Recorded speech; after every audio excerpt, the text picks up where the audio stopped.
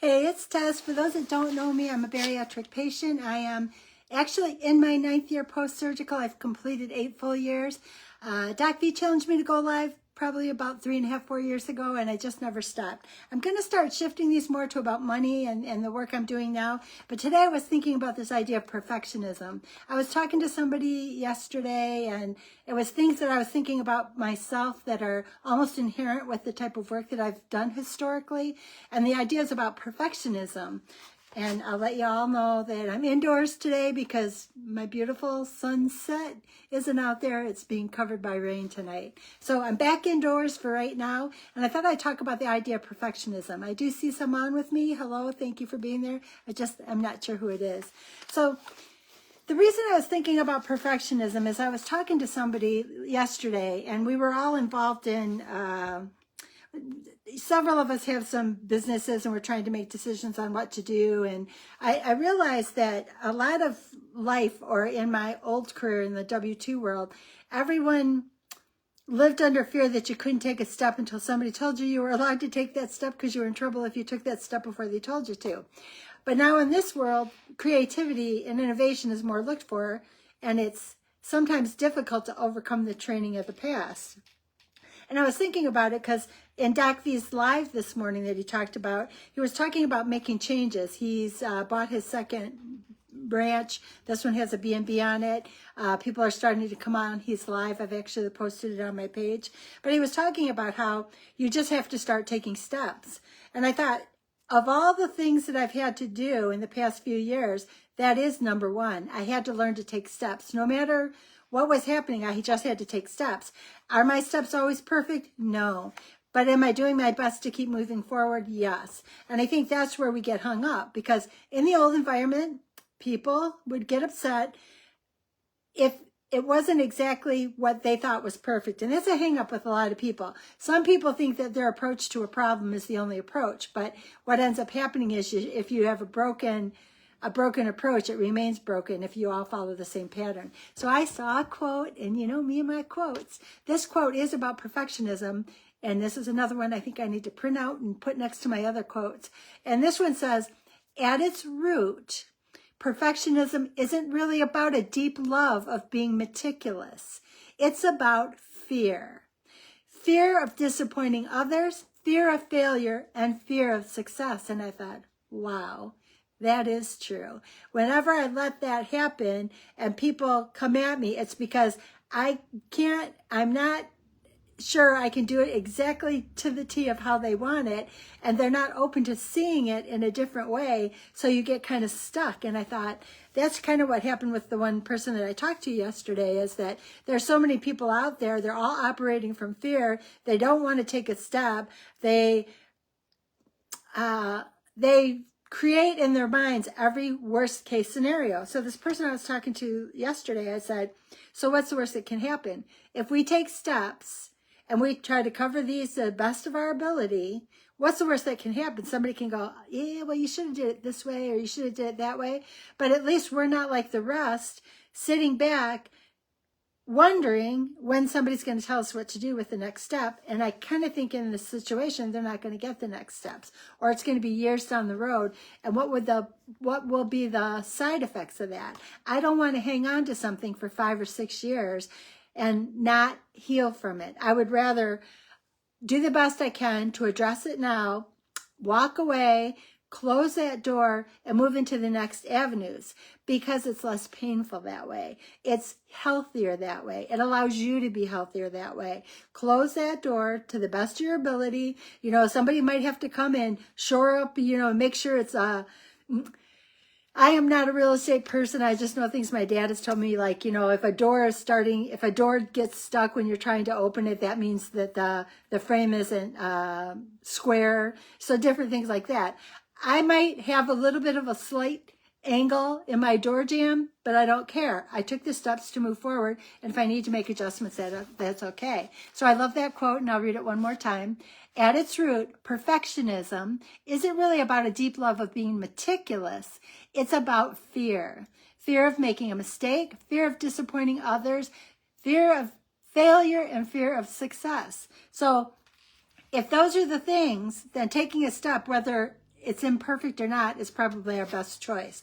So I also looked up an article from Psychology Today, and the 11 pointers they talked about is stop catastrophizing. And that's true. I've heard a lot. Like there are some Facebook groups that are related to this.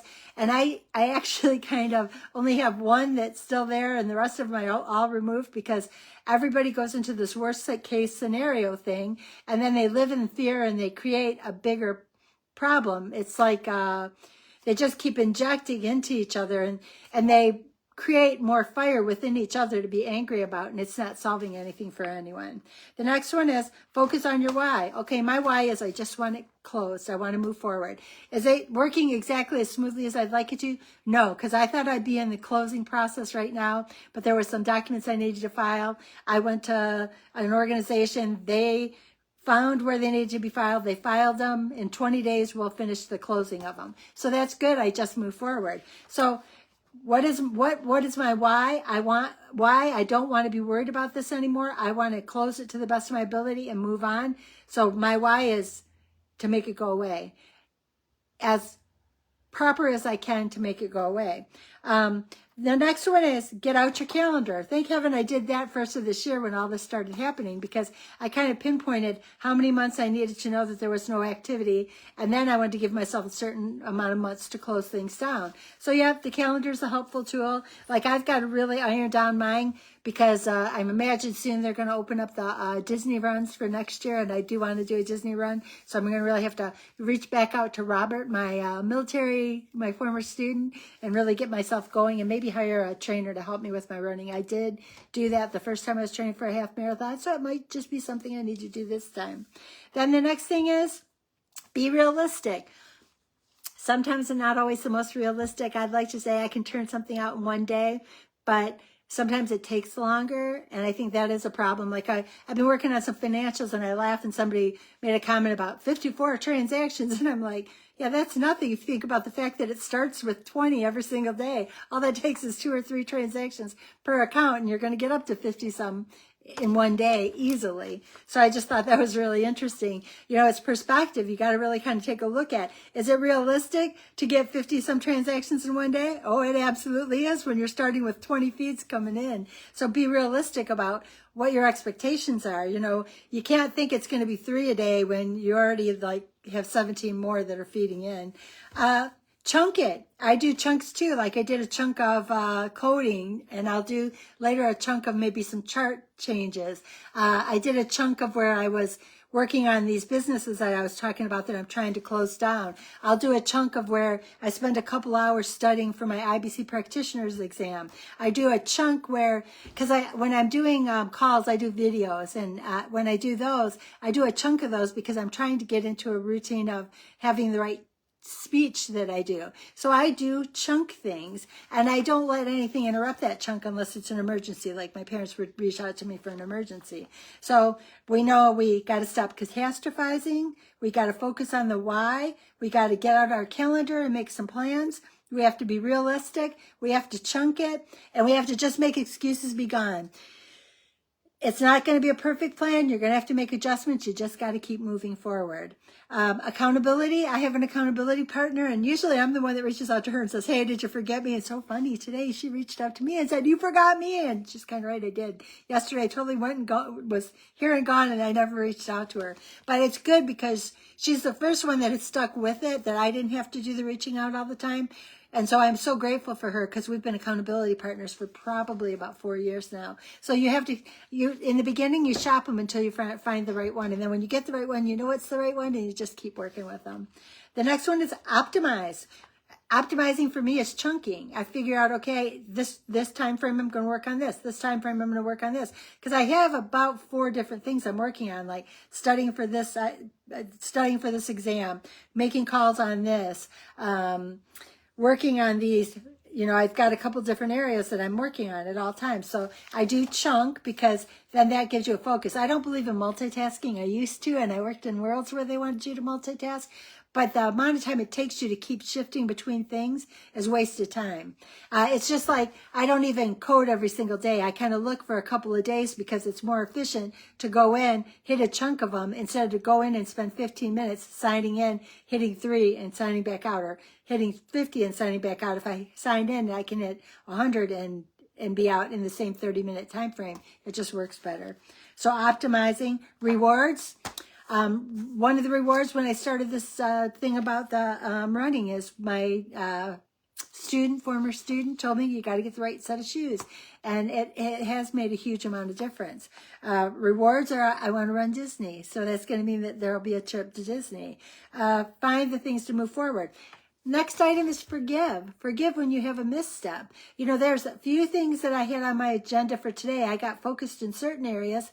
I didn't get to the others. So I have to acknowledge and reward the things that worked, see where I can make adjustments to move forward, and relearn what's going to work, and know that 6 months from now, I may have to change it again. The next one is drop perfectionism, which is how this all started. But I think it is true, and I just wanted to kind of touch base on these and know that we're not always going to have the perfect solution, because, and ironically, her name is Teresa too, but we were talking yesterday, and it's about taking the steps forward. We're not always going to have the perfect steps, but if we take the steps, we're going to have less steps if we have to make an adjustment later than to have more. And sometimes it's even about planning. Like, my plan is not going to look the same as somebody else's. And I do find that's a struggle sometimes, because there are some people that think there's a certain way and there's only one way that a job should be done. But the best manager I ever had was the manager who told me, I don't want you to approach your work the way I do. I really prefer that you approach it completely the opposite of me, because if you and I get to the same answer, that is a pure, solid peer review. Because if two people approach the same set of data points and come to the same conclusion, or the same data set and come to the same conclusion, approaching it differently, then that's what a true peer review is. You've looked at it from two different avenues, came to the same point, and there's more reliability in the data. So I just thought it was kind of interesting, and it was something I was thinking about, because there's a few different things going on, and it reminds me of where I came from, the world I came from, and the world I'm sliding into, and they are very different worlds, and that means there are adjustments. But I like the life that I'm leading now. I like learning new things. I like the creative. I like the digging in and seeing things differently, and I like helping people, everyday people out around me, my neighbors, and my friends, and the friends that I haven't met yet. I worked in the big corporate world for a long time, and it is big business. Where I came from is big business. I do like this more because it gives me more of a personal relationship, and I enjoy that. So I'll just go through this list again really quickly. We have to avoid catastrophizing. Focus on your why, and my why was just simply to make it go away. Get out your calendar and plan. I'm grateful I did, because I still have enough time to close this window before the end of the year. Be realistic. Chunk it. I agree with chunking. If I'm going to study, I don't want to study for 10 minutes and then go over here for 10 minutes, because I lost my train. And the one thing I know about education is it's sequential, repetitive, step-by-step, and multisensory. And that's how you learn, and that's how I tutored when I did tutor for those years. Excuses be gone. You have an accountability partner. Optimize. Use rewards. Forgive when you have slips, because we're all going to have slips. Drop perfectionism. And I'm going to end with this quote that I just love. And sorry, no sunset today because it's raining. But I love this quote. At its root, perfectionism isn't really about a deep love of being meticulous. It's about fear of making a mistake, fear of disappointing others, fear of failure, and fear of success. And I will say I always called myself a perfectionist that was meticulous, but if I look deep down in the heart of it, in the environment I worked at, I was always concerned that if something went wrong. And I understand now that the best gift you can give yourself is to keep things moving forward, because there's more progress in forward steps, and there's no progress if you're stuck at the starting gate, not ever getting out to try to make some kind of a movement forward. I hope you guys find this useful. thank you for being here. For those in Doc B's group, yeah, this directly came from my thoughts after he talked this morning. So have a beautiful night. I appreciate you more than you'll ever know. We'll talk again tomorrow. Thanks.